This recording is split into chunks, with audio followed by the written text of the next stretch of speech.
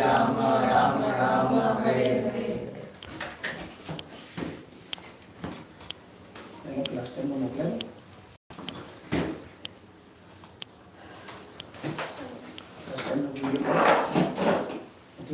It should be in our ISKCON Columbus YouTube channel. Okay. Hare Krishna, good evening, welcome everybody.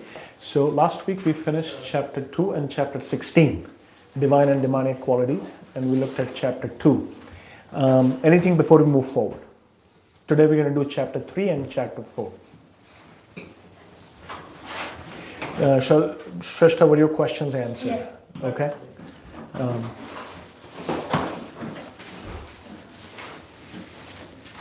Okay.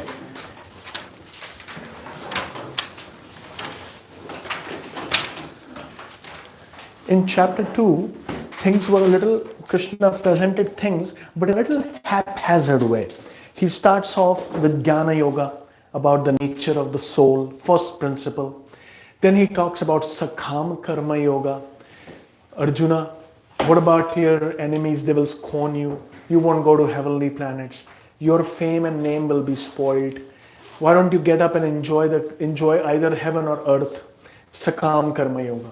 Then he gives them about Nishkam Karma Yoga.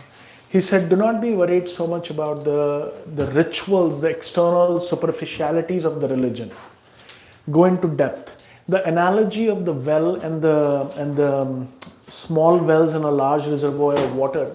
Krishna gives this analogy because in Vedic culture, if there is a town and there is no river, they would dig several wells. One would be used for drinking water, one would be used for bathing, one would be used for washing clothes, one would be used for other things. But if there was a river, then they didn't have to do anything.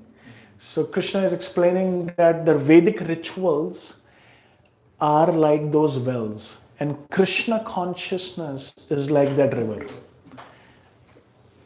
If that river is there, then you don't need separate wells for separate things. One thing will solve all the problems. So then he talks about this whole idea of, 254 to 272. He talks about Buddhi Yoga, Nishkam Karma Yoga. Then 254 to 272 focuses on restraining the senses, the examples of tortoise, boat, a lamp in a windless place, do not waver, Samadhi. So now Arjuna will say, if Jnana Yoga, if the knowledge of soul is so wonderful, I am not this body, I am soul, I am spiritual.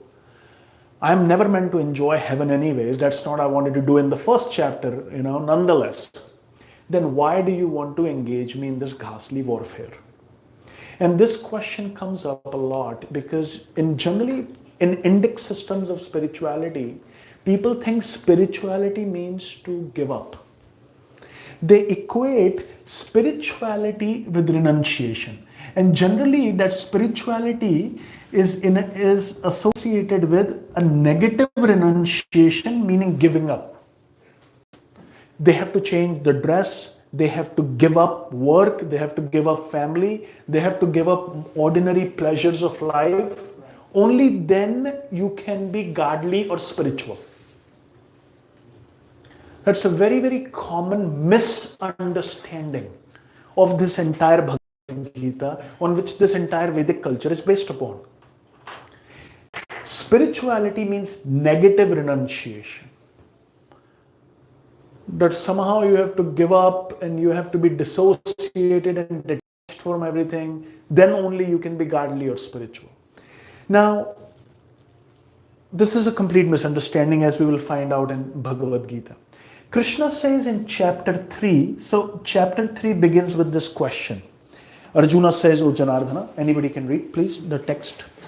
Arjuna said, O Janardhana, O Keshava, why do you want to engage me in this ghastly warfare if you think that intelligence is better than fruitive works? If your Buddhi Yoga is better than fruitive work with fruits, then why should I fight at all? The second question is the next two verses are a continuation of that. My intelligence is bewildered by your equivocal instructions. Therefore, please tell me decisively which will be most beneficial for me. Mm-hmm. And now, Bhagavan Vacha. The Supreme Personality of Godhead said, O sinless Arjuna, I have already explained that there are two classes of men who try to realize the self. Some are inclined to understand it by empirical, philosophical speculation, and others by devotional service. And text 4.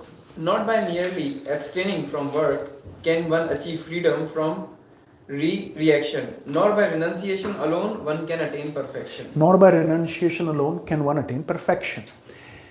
The idea is that any true, genuine path of self-realization, it begins with engaged work or karma yoga. This is why this chapter is called karma yoga.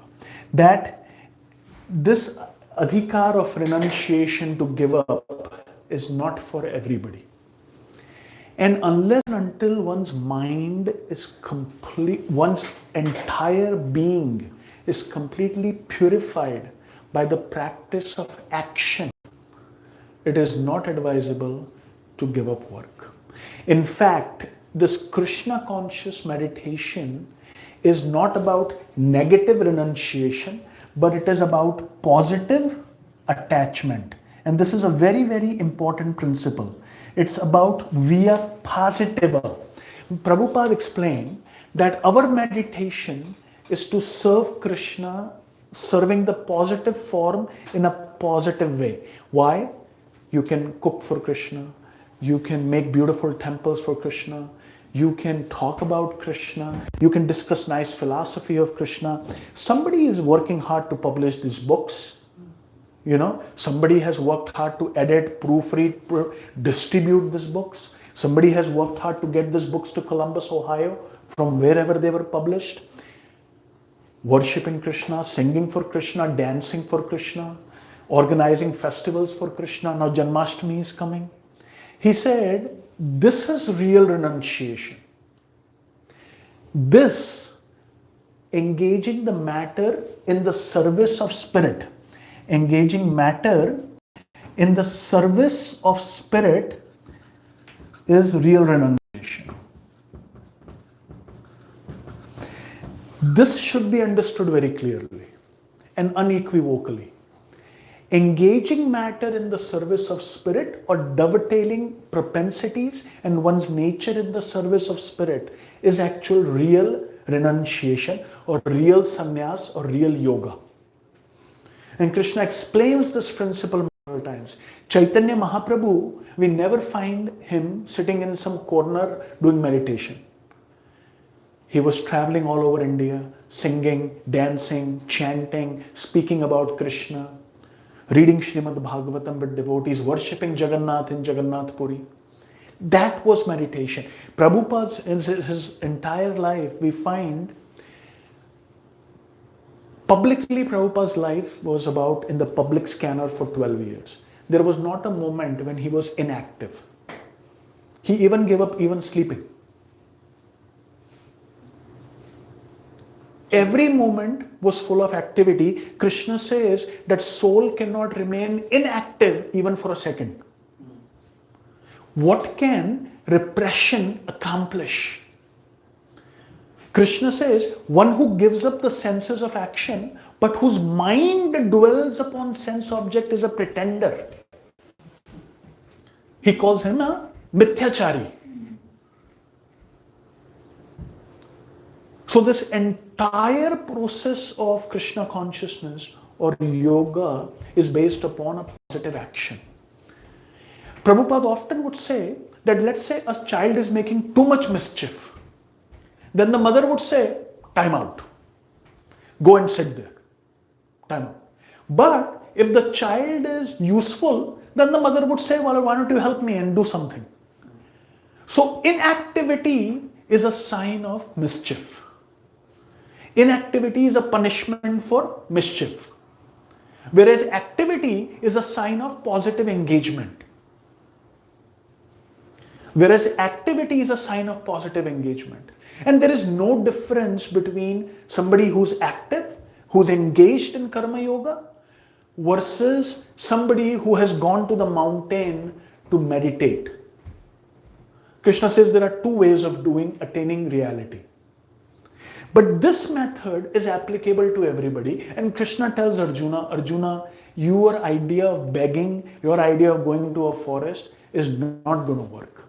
And that's what he explains in the 3rd chapter. In the first 9 verses, Krishna, in this chapter, another important principle is karma is associated with, karma means work or activity associated with yajna. I want you to understand this from the 3rd and 4th chapter. Karma should be done as a sacrifice. And that completes the cycle. Whatever you do, do it as a sacrifice. Relationships are built on foundation of sacrifice. Service to God or relationship with God is built on a foundation of sacrifice. Tapasya. Do your work, but do it as a sacrifice. And in 3.9, very, very beautiful verse, which is a central verse of this chapter, Yajna arthat karmano anyatra lokoyam karma bandhana tadartham karma konteya mukta sangha samachara. Work should be done as a sacrifice for Vishnu. Otherwise, work causes bondage in this material world. So we'll read a few verses from 3rd chapter. All of these verses can be framed. They're so beautiful that they can be framed. They are like sort of epithets. You can frame them and put them in your home. Just as text 4 is so nice. Now in text 5, what does Krishna tells Arjuna? Let's read.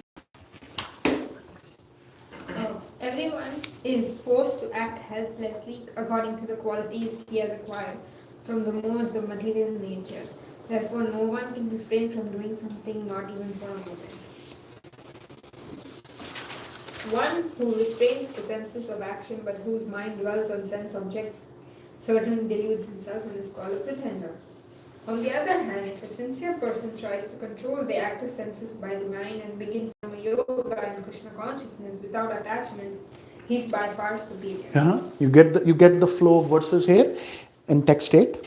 Perform his prescribed duty, for doing so is better than not working. One cannot even maintain one's physical body without work. Work does provide sustenance and maintenance. Work is important. Now text 9 is sort of a concluding summary of these 8 verses. Very, very important. The Sanskrit is Yajna arthat. Yajna arthat, done only for the sake of Yajna or Vishnu. Vishnu in all Yajnas, you will see, even if they do Yajnas for demigods, Vishnu, the fire is considered the tongue of Vishnu. That's why when we offer oblations to the fire, it is a symbolic representation of feeding Vishnu. We offer ghee, we offer grains, we offer flowers, we offer fruit in the fire. It kind of looks, to an untrained mind, it looks like, why are you doing this? It is a symbolic representation of offering it to Vishnu, to the mouth of Vishnu. Fire Agni is considered to be the mouth of Vishnu. So this idea is that Yajna arthat karmano anyatra lokoyam karma bandhana. Otherwise that work will cause bondage.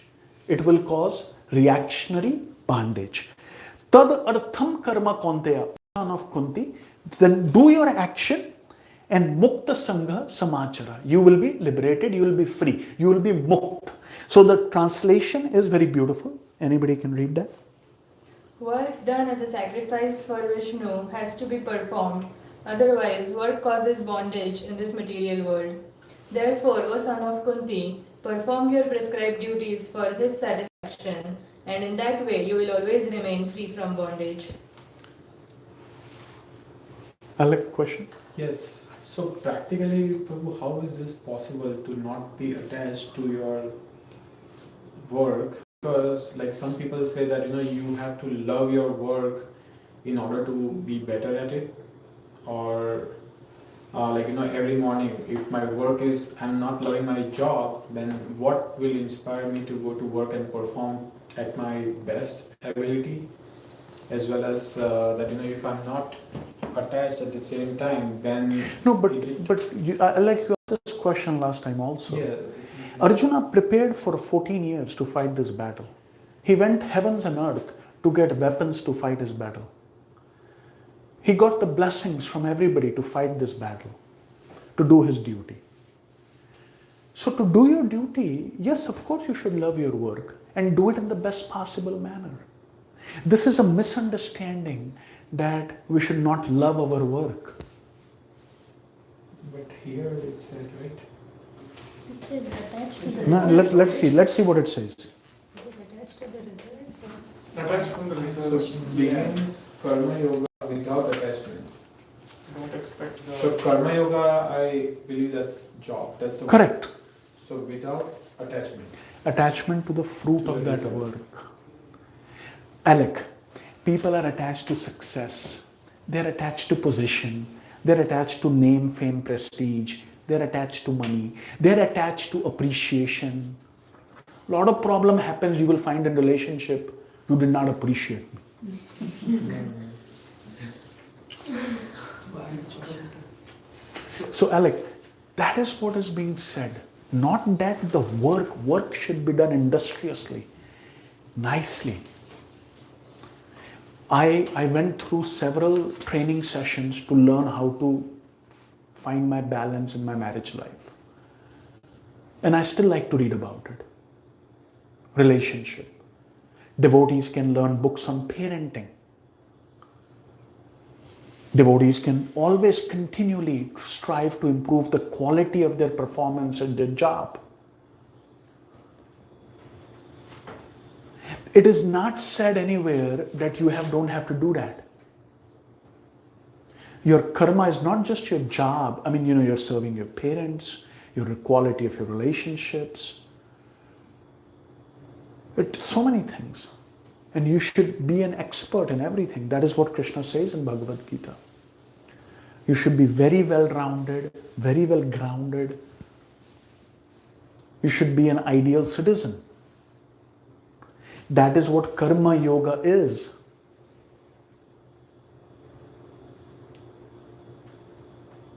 There are certain aspects of work which are just mundane sense gratification that you don't necessarily have to engage in. As physicians in the physician's lounge, people just watch Grand Slam tennis tournaments when they're not working. Or they just watch TV or read newspapers or drink multiple cups of coffee. That's not what we have to do. I go to the chapel and I chant Hare Krishna. But if sometimes there is an outing or something, I go with them. So Prabhupada says that a person is not attached to sense gratification. Alec, you clear about this? Yes. Actually, yeah, that's why I got confused. Here it says without attachment. It means that attachment To the fruit. Alec, and I answered your question last time also. Detachment from the work itself comes when you are at the platform of Jnana Yoga. Then you actually are truly detached from the work. Then you can give up work, but not before that. Because of the modes of nature acting upon you, you will be attached to that work. And if you don't do it properly, then that's a problem. Then that's not yoga. Then that is not yoga.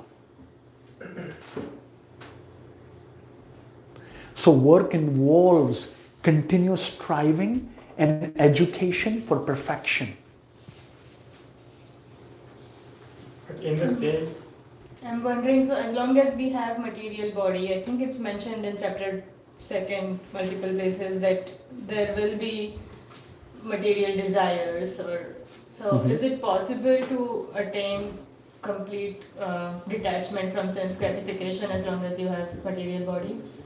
That is a separate idea altogether, Charuta, what second chapter is saying.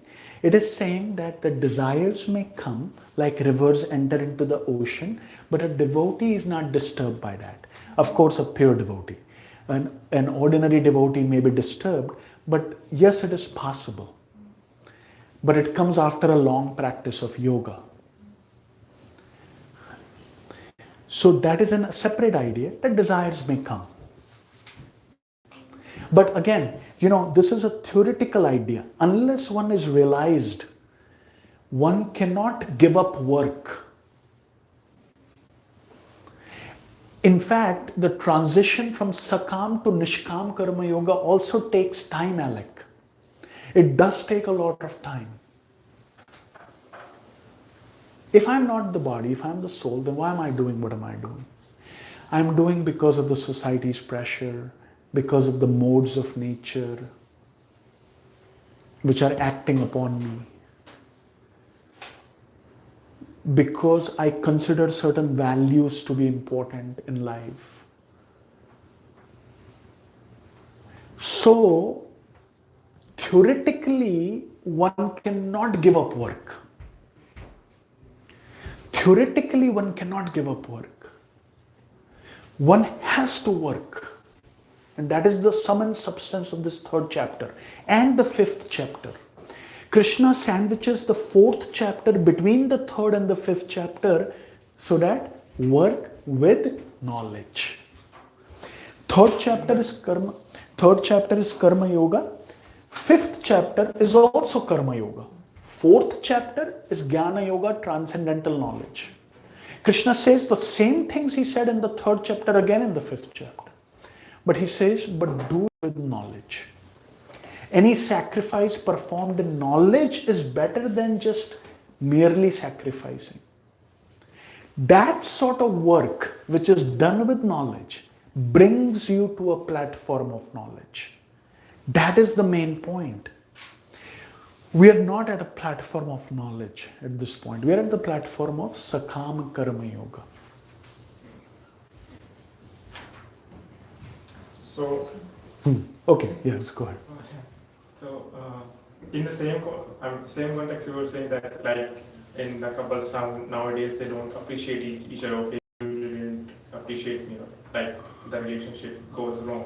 But earlier it used to happen like ladies or even the man used to be like they'll be dedicated. Okay, even if my husband is doing wrong, I will continue. I will keep serving him. So ladies used to be like that. Like if you go your grandparents Yes. or your mother, it's still that way. But these days slowly change. Like because some like organization and there also they see okay women are Yes. suppressed. Yes, So yes. what is right? Prabhu, in that culture, there was a very strong sense of duty. Now, that duty is there, but people want something higher, more.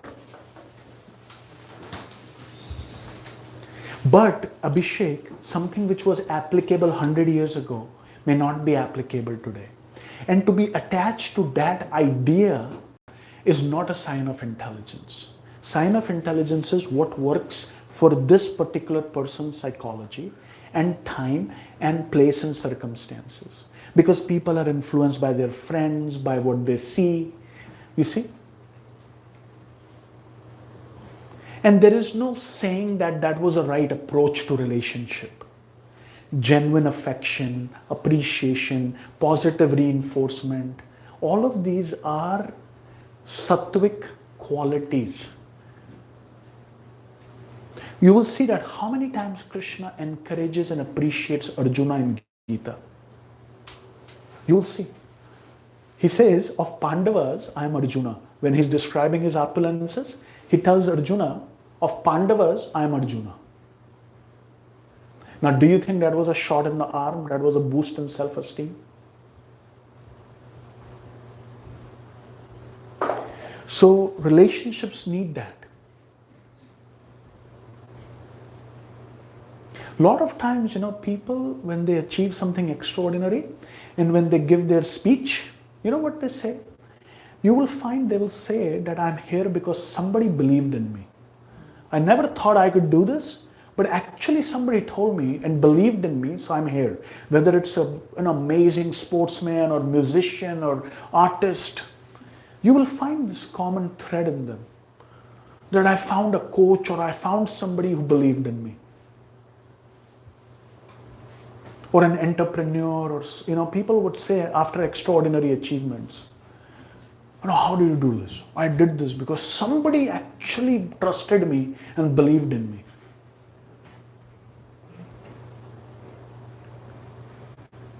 And also, Prabhu, in that culture, there were subtle ways of expressing appreciation and fellowship and servitude.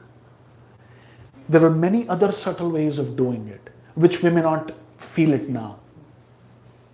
Is it because of Kali Yuga?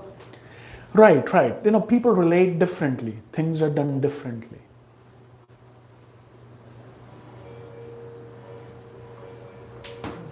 Okay, question. Adding on to Alex Prabhu question, in this sentence it says, begins Karma Yoga in Krishna consciousness. Like Prabhu was mentioning without attachment, but I am saying in Krishna consciousness. That means a person should be in Krishna consciousness. That means for a student like me, if I am a PhD student, I need to engage my whole mind into reading a paper, for example. So how can I be Krishna conscious at that point? It's very difficult. Yes, Darpan. You're doing your PhD, right? You should have a long-term vision. How is my PhD study going to help me serve Krishna in the long run? You should have a holistic picture, but you should become an expert in your field.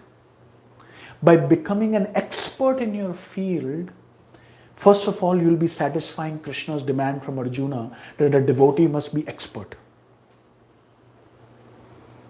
And then you, in your own field, you will be able to influence other people.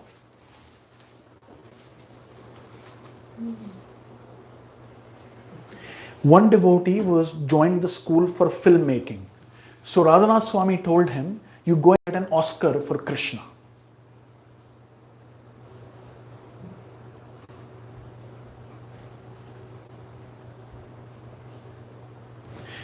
So you go and get now movie making, in terms of dealing with material energy. Just imagine that. So Darpan, you have to really, first of all, you have to like the subject you are studying, you're doing research, wonderful, do it to the best of your ability. In a way, and you should have a higher idea, that this work, this education will purify my heart. And all of that fruit which will come from my work, I can offer it to Krishna. All of that fruit which I'm going to get, I'll offer it to Krishna. I'm not going to sit when I'm 80 years old and look at my trophies and say, I was so good. No, Krishna is the ability in man. I am the intelligence of the intelligent. So appreciate Krishna in that way.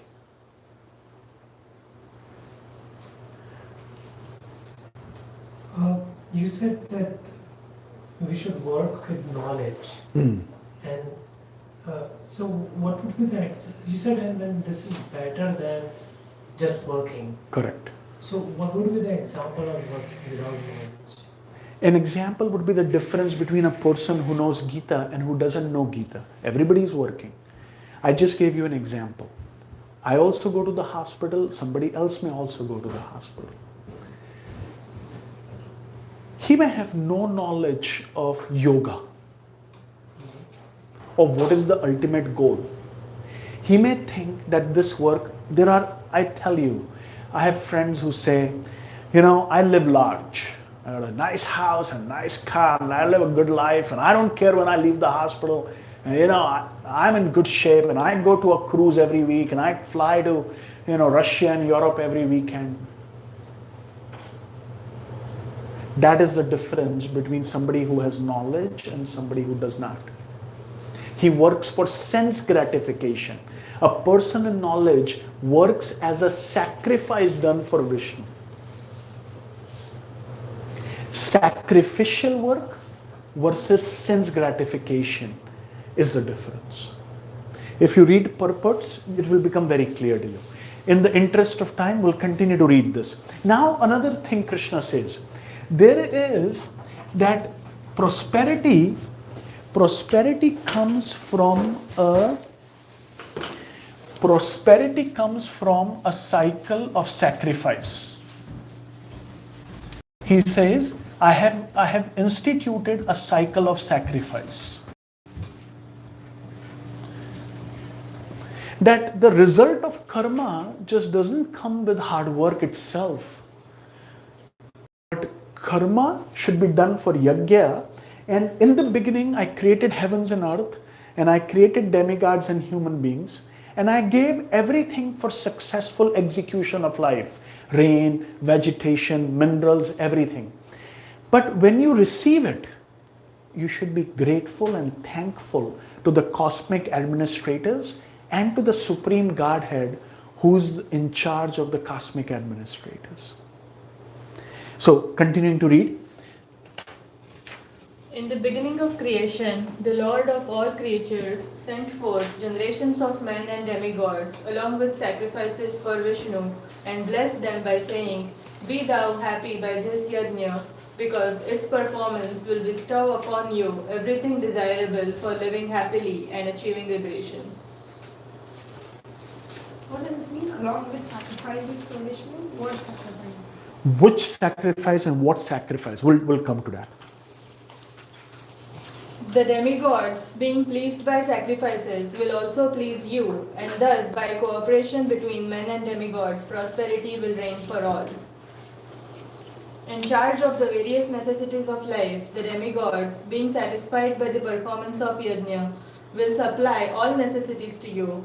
But he who enjoys such gifts without offering them to the demigods in return is certainly a thief. Okay, so one who enjoys everything without offering it back is a thief.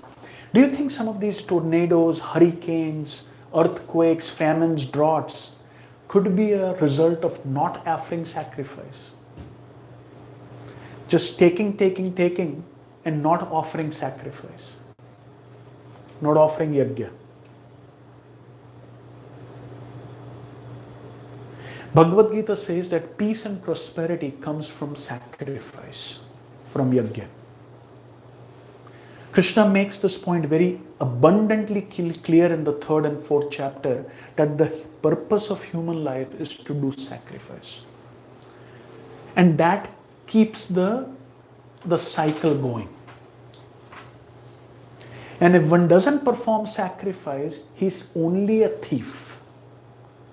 We take petroleum for our cars, we take air, we take light, we take everything. Prabhupada explains in detail. But if we don't offer, now Prabhupada makes 2 points about sacrifice, Shrestha, in this 3rd chapter. In the 4th chapter, Krishna explains different kinds of sacrifices. That's the main crux of the 4th chapter. But in the 3rd chapter, there are 2 main sacrifices in Kali Yuga. One is called Sankirtan, peace and prosperity for the world. It was not a fetish idea to offer ghee into fire when other people are starving. No. It was actually an idea that by performing the yajna and chanting the mantras and invoking higher powers, there are ethereal transcendental powers. By invoking them, one will actually bring harmony in terms of seasons, rain, grains, auspiciousness. That was the purpose of doing a yajna. In Kali Yuga, there are no good qualified priests who actually can do that. So all of the homas and fire sacrifices, they have become sort of meaningless rituals. So this one sacrifice is chanting of the holy name. Krishna says in the 10th chapter, of sacrifices, I am the chanting of the holy name. In the 10th chapter. Of yajna, I am the chanting of the holy name. Chaitanya Mahaprabhu, 500 years ago, he inaugurated this, and in Bible it says, from the rising of the sun to the setting of the sun, your holy name should be glorified. When Muslims chant namas, it is nam, holy name, as, prayer to the name. So this idea of Sankirtan, of this Sankirtan movement, that this should be spread as a method of sacrifice. One can individually chant the Hare Krishna Maha Mantra. It will be a yajna, which will not only purify your life, but it will bring peace and prosperity for the entire world around you. And it will satisfy all the requirements of yajna. All the demigods will be pleased, the Supreme Lord will be pleased. There will be harmony, peace and prosperity individually and collectively. It's a yajna.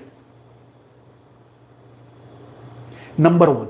Number two, Prabhupada makes this point based upon this next verse from Bhagavad Gita, text 13. In text 13, Krishna says, yajna, he directly starts with this word yajna, shishtasana. Shishtasana means performing. Santa. Santa means saint. The Sanskrit word sant, saint, becomes English word saint. Yajna shishtasino santa muchyante sarva kilbishah. All of the problems will be solved. Bhunjate te tu agham papa ye pachanti atma karanat. The meaning, Mohit, read this verse. Text 13, 3.13. The devotees of the Lord are released from all kinds of sins because they eat food which is offered first for sacrifice. Others who prepare food for personal sense enjoyment worldly eat only sin. So here it's a very, very important verse of Gita. In every tradition there is a culture of saying grace or saying thanks. In Krishna consciousness and Bhagavad Gita, Krishna goes one step further. You put a picture of me in your kitchen. Whatever you cook, you offer it to me with love and devotion. And if you're eating something, before eating, definitely think of me and give me thanks. That is called yajna. See, in a fire sacrifice, you offer ghee, you offer grain. When you cook, it's actually a yajna. You light fire, first thing. Second thing, you need ghee. Third thing, you need grains. Then you need vegetables. Then you need spices. It's actually performing a yajna. You perform the yajna and you offer it to me. That was one thing. So, prasadam and sankirtan. These are two simple methods of performing yajna in Kali Yuga. Now here, in the next few verses, Krishna explains a cycle. Text 14 onwards. Anybody? Kriti, you want to read text 14 onwards? All living bodies subsist on food grains which are produced from rains. Rains are produced by performance of yajna, sacrifice, and yajna is born of prescribed duties. Okay, what does it mean? We know that I need to live on food grain. Okay? Food grain is produced by rain. Rain comes from performance of sacrifice. Rain comes from performance of sacrifice. So these two sacrifices have one performed. There was 1971, there was a famine in Hyderabad. And the chief minister came to Prabhupada and says, why don't you help us? And Prabhupada said, I will help you. We will organize 12-hour kirtans. And sure enough, it rained. In 1971, Pakistan, Bangladesh, there was a whole full-fledged war going to break out. Prabhupada said in Mayapur, we should do 24-hour kirtan. Bangladesh became a separate country. The full-fledged war did not happen. Bhakti Siddhanta Saraswati Thakur sent his disciples in 1930s to London. They even went to Germany and they were going to meet Hitler. They met his second lieutenant. But they were unsuccessful. They came back, and the year they came back, the World War broke out and 60 million people died. And Bhakti Siddhanta Saraswati Thakur said, because we were not successful in spreading Sankirtan in Europe, Europe had to go through a world war. So there is this higher principles, higher transcendental principles operating within nature, which Krishna is explaining to Arjuna. That rain comes from yajna, from sacrifice. By sacrifice, the demigods are pleased, and they are the ones who supply rain. It is not a by chance or a fluke arrangement. The whole universe is governed by devatas. They control the weather, they control the rain, they control the nature.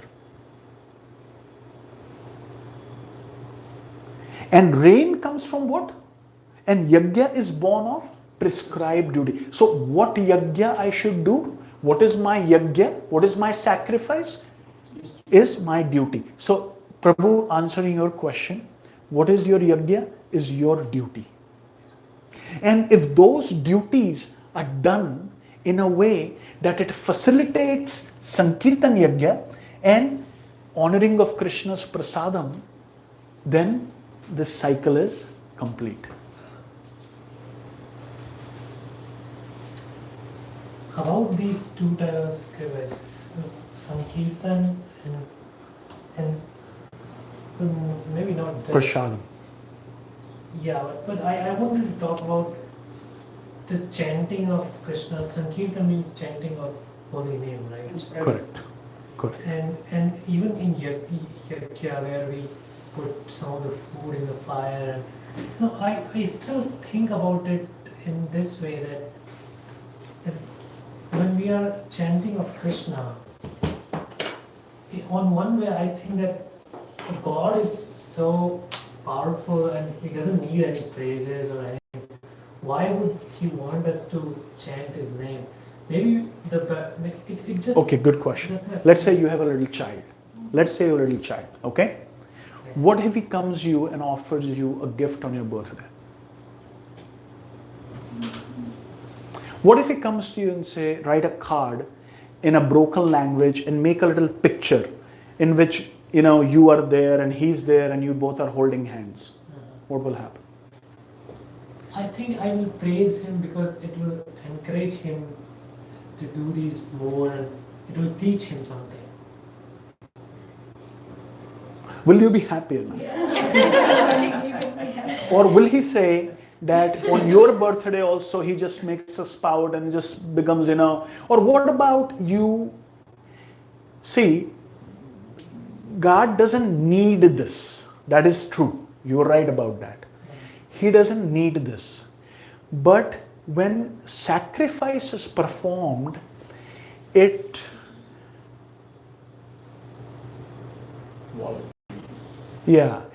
as opposed to just taking.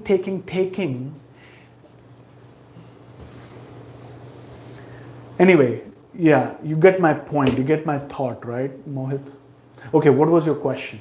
So, I understand the sacrifice of maybe helping someone who is in need. Okay. I understand the sacrifices of if we are receiving something, like I'm receiving this, I'm privileged with lots of education, so I should serve that society. Okay. And I have lots of kids, and I have lots of things to dress myself, lots of food to eat. So I should be thankful for whoever has given it to me. Yes. But then, specifically for the chanting of the name. Yes. I think, what does it serve? Very good question. Very good question. I got your question. So, let's say it's Christmas. Yes? To donate money to underprivileged children, to share your gifts with them, to share your goods with them, to maybe help the poor, the needy, the orphan, the widows, right? All of that is great. Why chanting? Yes? Very good. This is the question? This is the question. Good question. Very good question.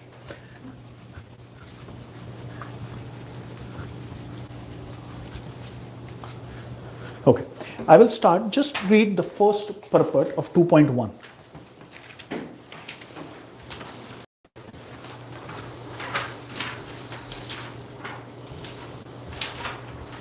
The purport? Yeah. 2.1, read the purport. Okay. Material compassion and lamentation, right? Yes. Okay. Material compassion, lamentation. What is lamentation? Sadness. Lamentation means, oh, why did this happen? Why did that happen? Okay. Lamentation and tears are all sign of ignorance of real self. Keep reading. Compassion for the eternal soul is self-realization. Just keep reading a little quickly, Mohit. The word Madhusudana is significant in this verse. Lord Krishna killed the demon Madhu, and now Arjuna wanted Krishna to kill the demon of misunderstanding that had overtaken him in the discharge of his duty. No one knows where compassion should be applied. Compassion for the dress of a drowning man is senseless. A man fallen in the ocean of nescience cannot be saved simply by rescuing his outward dress, the gross material body. One who does not know this and laments for outward dress is called a Shudra, Shudra. one who laments unnecessarily. Arjuna was a Kshatriya and this conduct was not expected from him. Lord Krishna, however, can dissipate the lamentation of ignorant man, and for this purpose, Bhagavad Gita was sung by him. This chapter instructs us in self-realization by analytical study of material body and the spirit soul, as explained by Supreme Authority, Lord Shri Krishna. Okay, now we will look at this idea. We are talking about helping others by sacrificing and giving compassion to everybody. Yes, that is the idea. How is chanting a sacrifice and how is it compassion and how is it a help? The fundamental, okay, there is Maslow's level of hierarchy. Maslow's, okay. At the first level, at the very basic level, everybody wants, okay. Everybody wants food, clothing and shelter. Yes? Yes. Everybody wants food. I want food, you want food, everybody wants. We also want some clothes and we want some shelter. What after these needs are met? What happens after that? What are your needs? What are your needs? You need family, you need family, you need belonging, you need society, you need all of that. What after that? Position, fame. Yeah? Position, fame, job. Right. So you have family, society, love, belonging, you have food, clothing, shelter. Then come higher and higher levels of needs. Material needs. Higher. But the highest need is knowledge or self-realization of who I am. Without this is only a supportive. Also, you can see like this. Material welfare work is on the level of the body, it is on the level of mind, and it is at the level of soul. So all of the punya karma, opening hospitals, opening schools, everything is at the level of body. Then you have psychology and you have self-help programs or maybe educating people is at the level of the mind. But let me ask you, Mohit, is everybody going to die or not? Yes. And according to Gita, let's say even if you don't believe it right now, as a person changes his clothes, the soul similarly accepts new bodies at death. So the soul will get another material body. So this thing will continue. Let's say here's the soul, and this thing is going on and on and on. And this is called samsara chakra. And he's suffering. He's suffering. Today I don't have food. Tomorrow I don't have medicine. Third day I'm abused. Fourth day I don't have job. Fifth day there is a civil war. Sixth day there is a tornado. Suffering will continue. It will continue eternally until the soul gets out of this cycle. And that is called self-realization. When we talk about are you in agreement with this?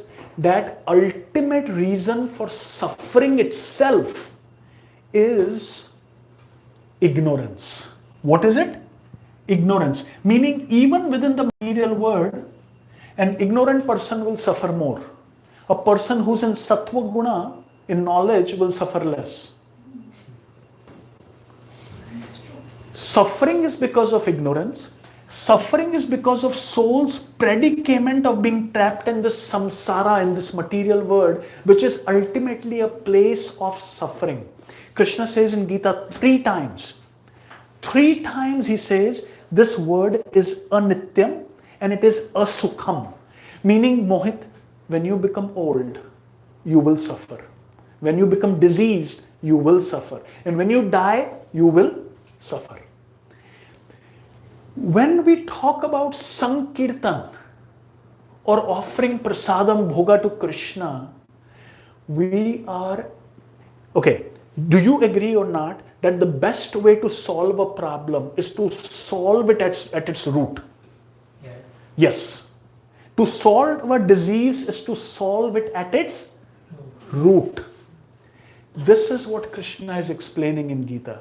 You may not see it, that how is this chanting beneficial, but ultimately this chanting not only relieves the chanter from his ignorance and brings him to a platform of bliss and happiness, this chanting eventually it works in transcendental ways to benefit his people around him and this entire cosmic universe, and that is called sacrifice or yajna. You get it? You follow? At least theoretically you understand what I'm saying? Yeah, theoretically. If you think about it deeply, you will find that the people who made the most positive influence on this planet, you deeply think about me, you don't agree with me, but Buddha, Jesus, Krishna, Rama, Muhammad, the names go so on and so forth. You can go, look at your calendar. Your holidays are these people's birthdays. Now, this is just a very simple example. This is a difference between material way of looking at things and transcendental way of looking at things. I can guarantee you that anybody who chants, not only he benefits himself and people around him, but he becomes a source of auspiciousness for this entire universe, not just this planet, not just few people, but he becomes a source of well-being and auspiciousness. Why? Because the highest need is self-realization, and this sacrifice we are talking is this. And Prabhupada is saying that just taking care of the body is ignorance. It's actually the job or mentality. I don't want to denigrate anybody, but it's not a Brahminical way of thinking. That's the Shudrik way of thinking. Yes, we need to make orphanages and hospitals and schools and social security and all of that. But all of that comes after. You have to first extricate. Let's say you are drowning in an ocean. Let's say, Mohit, you are in a prison. Let's just take an analogy of prison. You are entrapped in a prison and you have been condemned for, let's say, 100 lifetimes. Okay? Now, in that prison, Charuta, somebody comes and gives you a nice 50-inch plasma TV.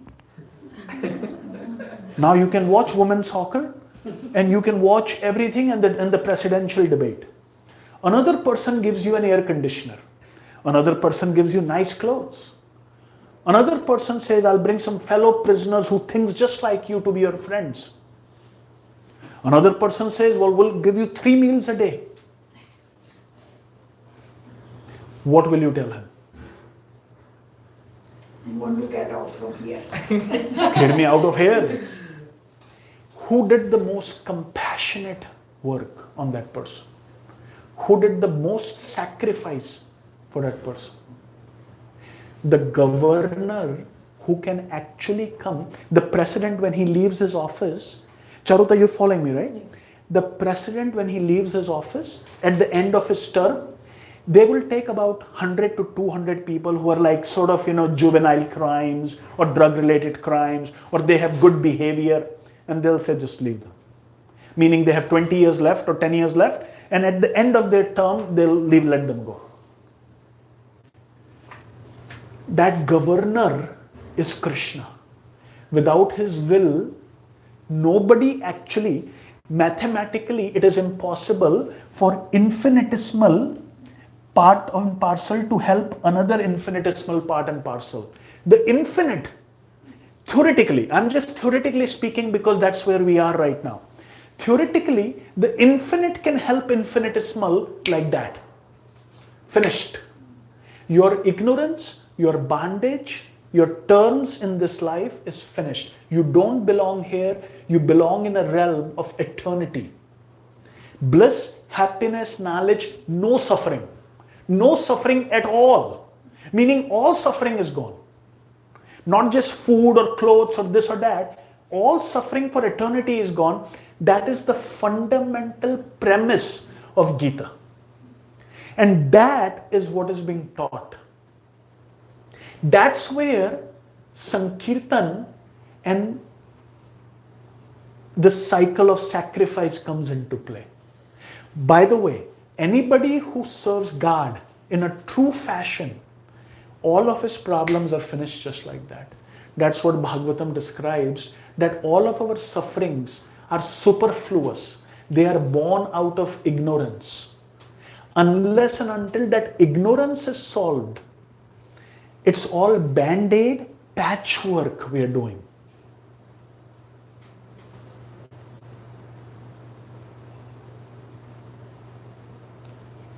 Another example is, so why Sankirtan? Another example which is given in the Vedas, very good example. Let's say a child is lost on a railway station, okay? And the child is crying. He's like 4 years old. And now he's hungry. So somebody gives him milk. Somebody gives him clothes.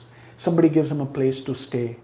There are other people who want to kidnap him, but the station master takes him to his foster home. And after a week, he puts him in a foster home. And he's being taken care there. Food is there. Abuse is also happening, but food is there. And education is there. One day, one guy comes. And he says, no, I was looking for this child. This child's father is Bill Gates. Spiritual knowledge is actually convincing people that your real relationship is with Krishna. And that Krishna can actually help in the real sense of the way.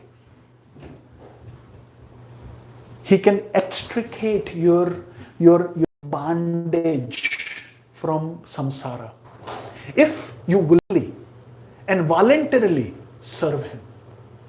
By willingly and voluntarily serving Krishna, it is not for Krishna's benefit, but it is for my own benefit. It is for my own benefit that I will benefit. Any philosophical, traditional, religious system talk about ki what will go with this body, only Hari Bhajan will go. You probably heard this multiple times growing up. Everybody has heard this. That nothing will go except Hari. Acha, by the way, what you are talking, Mohit, is about doing pious activities. Another idea. There are sinful activities which are clearly wrong. Okay, let's say if I buy a BMW which is $200,000 and there are people suffering in Africa, it clearly is an imbalance. It clearly is an imbalance. Okay, this makes sense. But if I do pious activities, Mohit, and that's why I wanted to show you this chart one time so that you get an idea of exactly what we are talking about in terms of time and space and locus, okay? So I want to show you this. I don't know how to do this, but maybe we can put it on the table and everybody can come around it. Is that possible?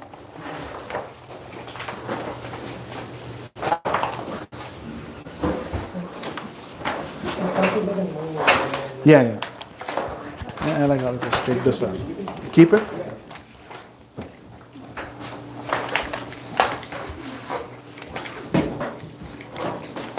Well, let's move this a little bit over and bring it to the middle of the table. Yeah, just straighten it out. Good. Come, Kriti. Kriti, you want to come here? And Charuta, you also come here. Let's move that a little bit up there. Okay. Now, what you are seeing here, and everybody can see the chart. Maybe Shrestha, come a little bit over here. In this chart, what is shown is this bubble is one universe. Okay? And stick with me. I'll explain to you in detail if you want. I have a slideshow also. It is said that the purpose of creation, so this is called material world, okay? And this 2 squares here is the spiritual world, okay? And in between them, this is the Brahma Jyoti or the Brahman, okay? Krishna in Goloka Vrindavan, in eternal Vrindavan, he expands into innumerable forms of Narayan, and each Narayan inhabits one universe. And there are billions of spiritual universes which are predominated by Narayan, and they're all expansions of Krishna. Narayan basically is another name for Vishnu, which is an expansion of Krishna. You have Ayodhya, you have Bhuloka, Bhurloka, Bhuvarloka, and Swargaloka.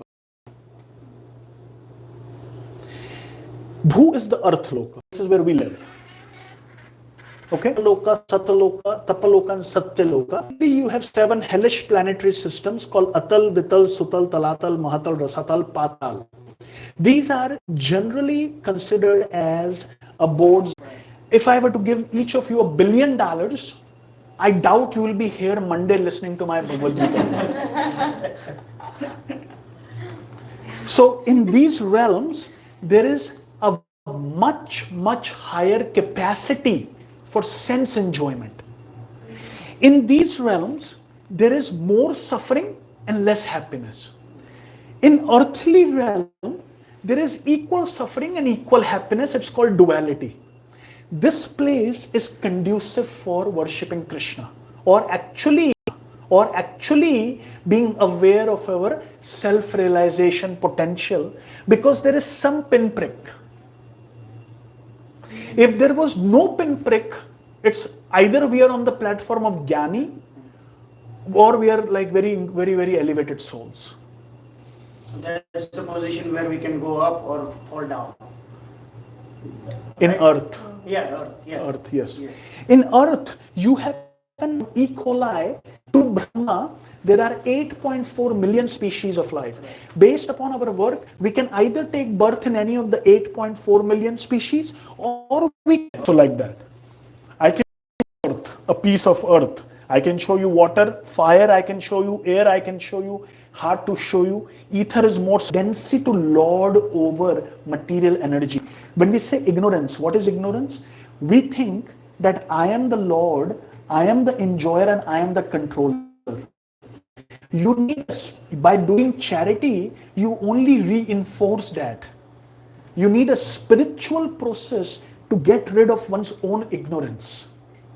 You follow? That actually I am this body, I am the enjoyer, this is me. This requires the spiritual process. It cannot be done by any other method. So is the realization, or is it the result is that we are connected with God more? What is the result of chanting? What is the result of chanting?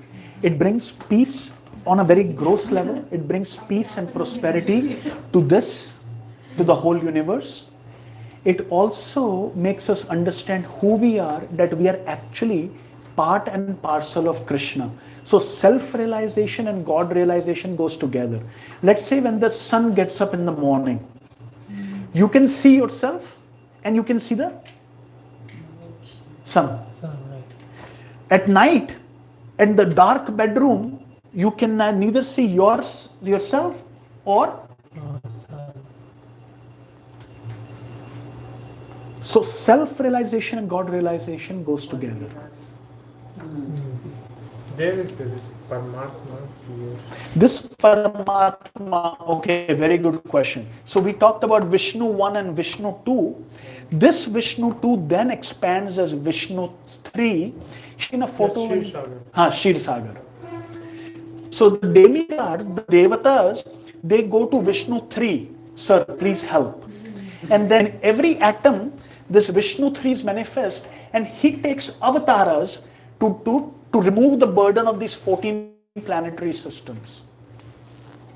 So Vishnu 1, Vishnu 2, and Vishnu 3. These are called Purusha avatars of Krishna.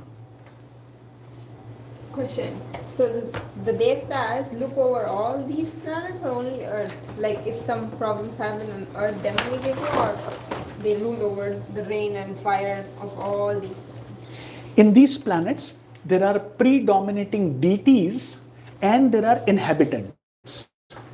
The inhabitants are not, for example, I don't care what's happening with them, but Donald Trump cares. Cosmic administrators which are responsible, they are 33 million in number, and they have been given a duty, a delegation by Krishna to manage this one universe, along with Brahma, who's the Mr. Donald Trump. You follow, Shrestha? But the inhabitants of the planet don't have to worry about. Like the Gandharvas and Yeah, Gandharvas, Apsaras, Yaksha, Vidyadharas, Charanas, Siddhas, they don't have to worry about. So they are on this higher planet over here. Yes, they are all in Bhuvar and Swargaloka. Okay.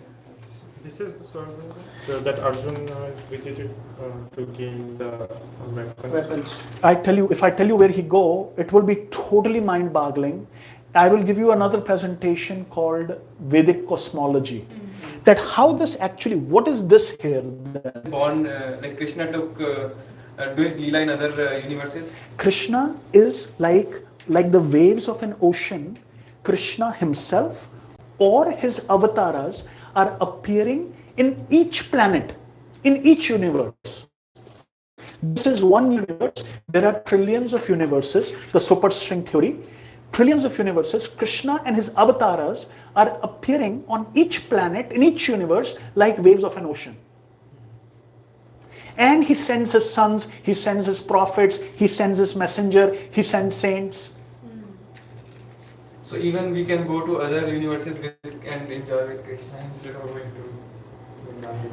Well, but how much, although Krishna came here 5,000 years ago, would you rather be in a direct connection with Krishna and get up in the morning and go mountain biking with Krishna, or whether you would go into a universe where they will tell you, well, Krishna appeared here 1 million years ago and now you worship him, Haribo. What is preferable? To be with him.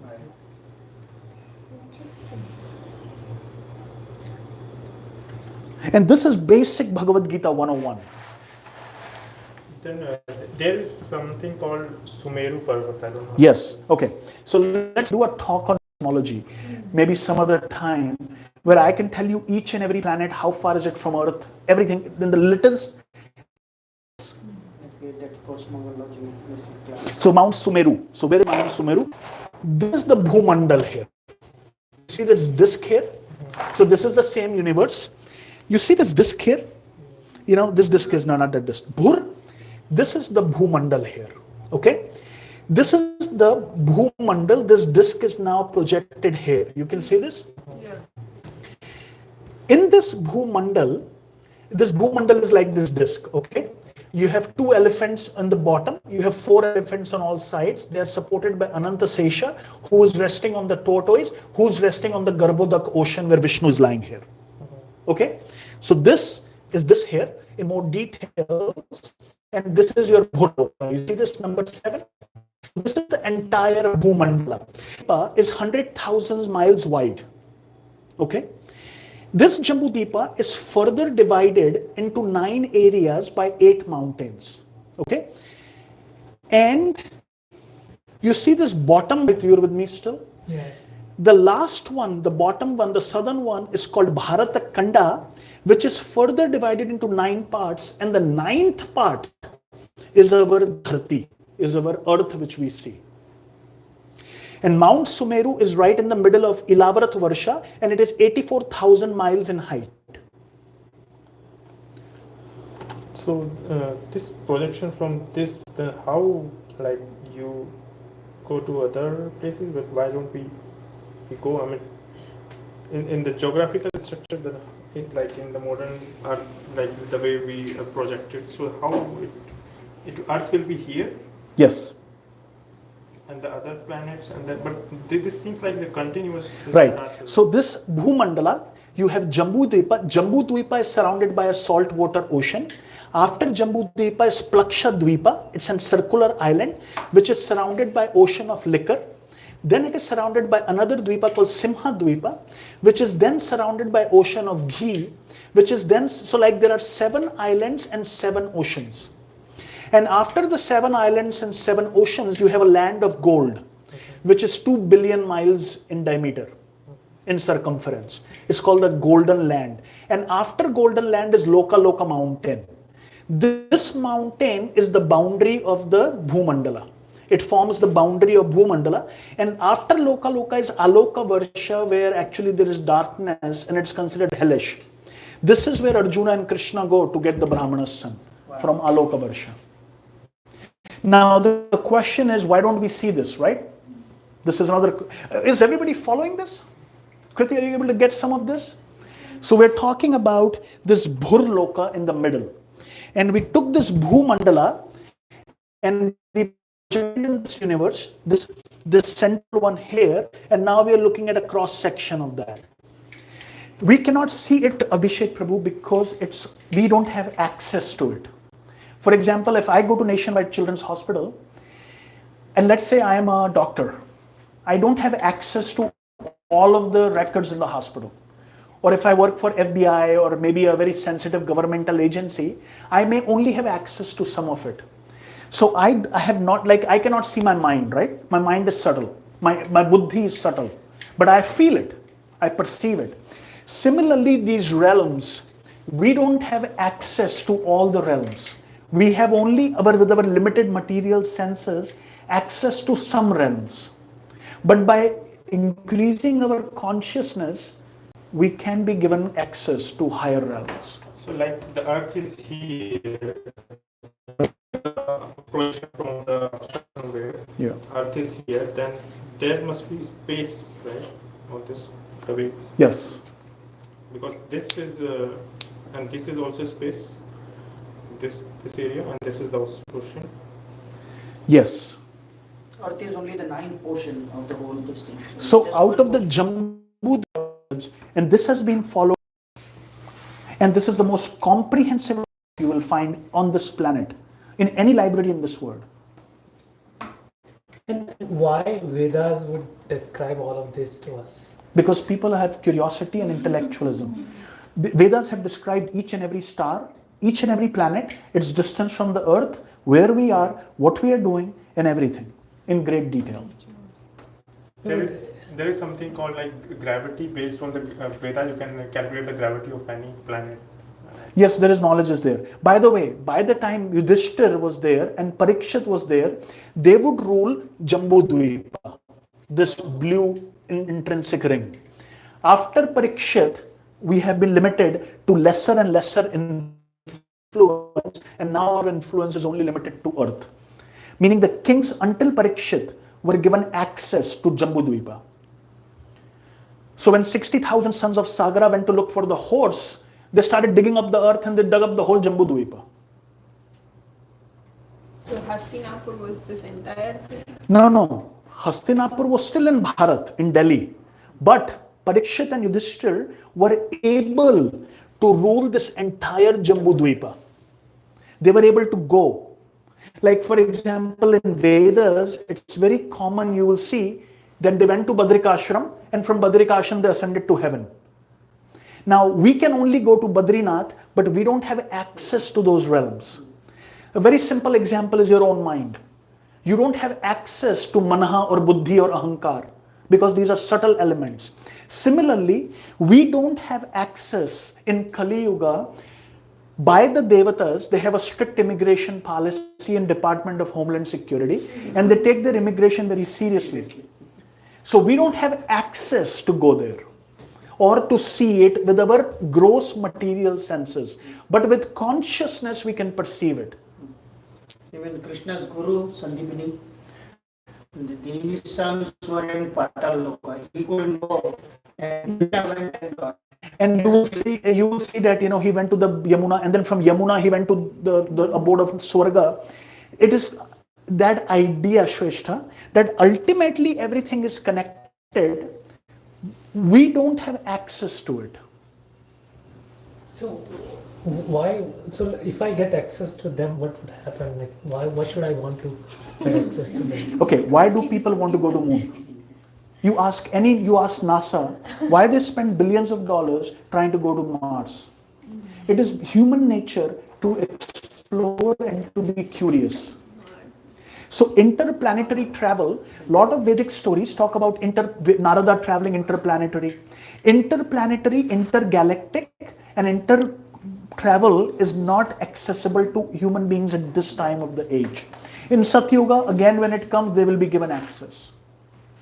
And I would try to go there, and why would I worry about it? Why would you worry about this? Exactly, the scriptures say the rest of the areas of Jambudvipa, although it's in Bhumandal, yes, it is called Bila Swarga. Swarga, meaning it is another Swarga. All of this Jambudvipa except the earth is Swarga, but it's another manifestation of Swarga. And these planets here, there is also Swarga. So this Swarga is called Divya Swarga. This is called Bhauma Swarga, and this is called Bila Swarga. He said, don't worry about these Swargas. Remain on earth, just worship Krishna and go back to Krishna Loka. Simply. And that worship has also been simplified by this chanting of this great chant Mahamantra. Just in your mind, remember Hare Krishna Mahamantra. At the end of your life, Krishna says, Yam yam vapi smaran bhavam tajanti ante kalevaram, tam tam ayavati kauntaya sada tad bhava bhavitaha. Meaning there is no reason to rule Jambudvipa or to understand all of this. Unless you are inquisitive and you want to understand, I can show you a cosmological presentation, all of the planets, sun, moon, how far they are, and it all correlates with our scientific understanding of what we understand. I think it's interesting to understand this theory, but what is the application of? Charuta, actually there is a deeper application because we actually understand how tiny we are and how trivial our problems and our concerns are. That's one. Secondly, Charuta, people do have curiosity about these things. And the third is, the real application is this, that we should come to this understanding of that the biggest yajna for individually and collectively and for the benefit of this entire universe is this spiritual process of chanting of Mahamantra. So Prabhu, you said that individually or together, right? Correct. Which is better? Whether to do it like individual chanting is better or Sankirtan with everybody is better? Ultimately, Sankirtan with everyone is better, but the foundation is individual chanting. Without individual chanting in Kali Yuga, you will be so engrossed in matter that you will never be able to come in that Sankirtan mode. Without individual chanting, the matter will overwhelm you. Maya will overwhelm you, Kamlesh. Without individual chanting, will extend to Sankirtan, you will see. It's a continuum. When one chants, and what we are doing right now is Sankirtan. Everything is Sankirtan. Cooking Prashadam is Sankirtan. Everything is that part of this entire sacrifice. Yajna. Lal Govinda Prabhu is coming, putting posters, advertisements, all of that is the Prince. Sankirtan is a principle. Mona, Sankirtan is a principle of dovetailing the matter in the service of the absolute. Okay.